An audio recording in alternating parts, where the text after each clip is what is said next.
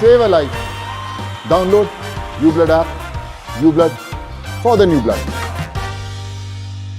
మరి గొప్పతనమే కదా, మరి ఆ గొప్పతనం వాళ్ళకే సాటి.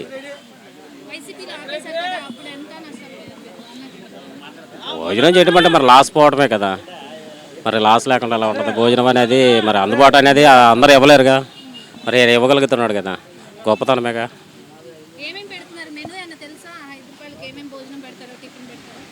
టిఫిన్ అంటే ఇడ్లీ, పూరి, పొంగలు అవి పెడతారు.